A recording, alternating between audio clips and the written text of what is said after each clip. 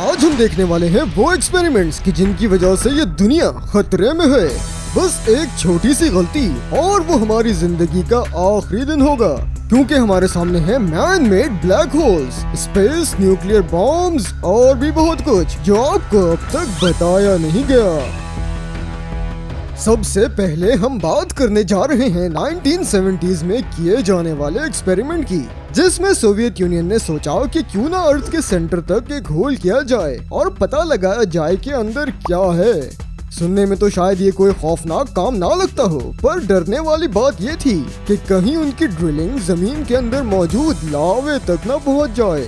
अगर ऐसा होता है तो वहां से निकलने वाला लावा पूरी अर्थ को जला के राख कर सकता है और डायनासोर्स की तरह हम भी एक्सटिंक्ट हो जाएंगे। इसके अलावा जमीन में ऐसी हलचल पैदा हो सकती है जिससे पूरी दुनिया में भूकंप आना शुरू हो जाएंगे और ये दुनिया नष्ट हो जाएगी। लेकिन इस धरती के पास अपने बचाव के भी निराले तरीके मौजूद हैं। हुआ कुछ यूं कि ड्रिल जितनी डीप जाती रही, जमीन का टेम्परेचर उतना ही बढ़ता गया और जमीन की सतह से 12 किलोमीटर की डेप्थ पर टेम्परेचर 180 डिग्री सेंटीग्रेड तक पहुंच चुका था, जिसमें ड्रिलिंग करना इम्पॉसिबल हो गया। आखिरकार उन्हें ये प्रोजेक्ट बंद ही करना पड़ा और इस तरीके से इंसानियत का खात्मा होते होते रह गया। लेकिन हमारा दूसरा एक्सपेरिमेंट धमाकेदार होने वाला है, क्योंकि मैं बात कर रहा हूँ ऐसे एक्सपेरिमेंट की जिसमें स्पेस में न्यूक्लियर बॉम्ब फाड़ा गया था। जी हाँ, ये किसी साई-फाई मूवी का किस्सा नहीं, बल्कि ये असली वाकया है। 1962 तक यूनाइटेड स्टेट्स हवा में, पानी में और जमीन पर तो एटम बॉम्ब फाड़ ही चुके थे, तो उन्होंने सोचा क्यों ना इस दफा कुछ नया हो और स्पेस में न्यूक्लियर एक्सप्लोजन किया जाए। इसलिए एक ऐसा बॉम्ब तैयार किया गया जो हिरोशिमा पर फटने वाले बॉम्ब से 500 गुना बड़ा था और उसे स्पेस में रवाना कर दिया गया।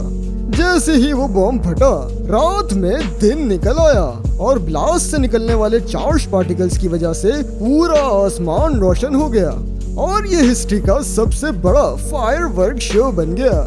लेकिन इस धमाके की वजह से ऐसी इलेक्ट्रोमैग्नेटिक पल्स क्रिएट हुई जिससे रेडियो स्टेशंस बंद हो गए और पूरे इलाके की बिजली चली गई। सिर्फ यही नहीं, बल्कि इस ब्लास्ट से निकलने वाले पार्टिकल्स ने अर्थ के अराउंड एक न्यू रेडिएशन बेल्ट बना ली, जो कि 10 साल तक सैटेलाइट्स को उनके ऑर्बिट से निकालती रही।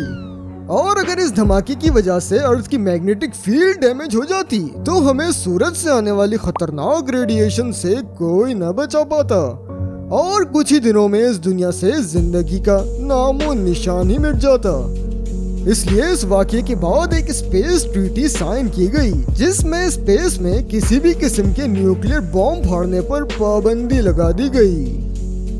चाहे खलाई बॉम्ब की बात की जाए या स्पेस एक्सप्लोरेशन की, इंसानों को हमेशा से अनजानी चीजों के बारे में बड़ा तजस्सुस रहा है। इसकी एक एग्जाम्पल है सेटी, यानी search for extra terrestrial institute, जो कि एक ऐसा इदारा है जिसका काम एलियंस को ढूंढना है।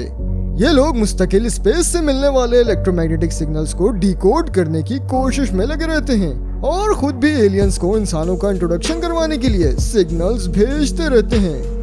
वेल, सुनने में तो बड़ा एक्साइटिंग लगता है कि कभी एलियंस से मिलने का मौका मिले, लेकिन सोचने वाली बात यह है कि अगर एलियंस यहाँ आ पाए तो इसका मतलब ये होगा कि उनके पास हमसे भी कहीं ज्यादा एडवांस टेक्नोलॉजी है। उससे इंसानों को काफी कुछ सीखने को भी मिल सकता है।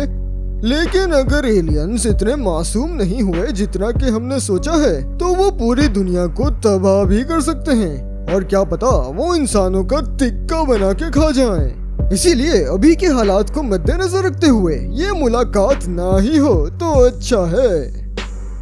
लगता है एलियंस के आने में तो अभी टाइम है, क्यों ना जब तक हम बात कर लें इस दुनिया की सबसे ज्यादा एडवांस और खतरनाक मशीन की, जिसका नाम है लार्ज हैड्रॉन कोलाइडर। यह 27 किलोमीटर लंबी रिंग शेप वाली मशीन है जिसमें इलेक्ट्रोमैग्नेट्स की मदद से पार्टिकल्स को एक्सेलरेट किया जाता है।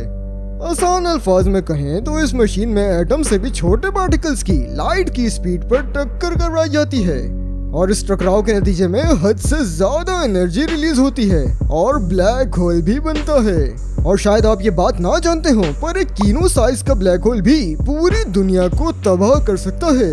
और हमारे साइंसदान लैब में बैठ के ब्लैक होल्स बना रहे हैं। लेकिन आप ज्यादा परेशान नहीं हो, क्योंकि इस मशीन से बनने वाले ब्लैक होल्स बहुत ही ज्यादा छोटे होते हैं और इसी वजह से उनकी लाइफ भी कम होती है, यानी वो बनते ही खत्म हो जाते हैं। इसीलिए इस एक्सपेरिमेंट से फिलहाल तो हमें कोई खतरा नहीं। लेकिन अगर फ्यूचर में कोई ब्लैक होल पूरी दुनिया को खाने लगता है तो आपको अब पता है कि वो किसका कारनामा होगा। अगर आपको ये वीडियो अच्छी लगी तो ये वाली भी जरूर पसंद आएगी। साथ ही साथ आप कमेंट्स में जरूर बताएं कि आपको कौन सा एक्सपेरिमेंट सबसे खतरनाक लगा। मिलते हैं अगली वीडियो में एंड थैंक्स फॉर वॉचिंग।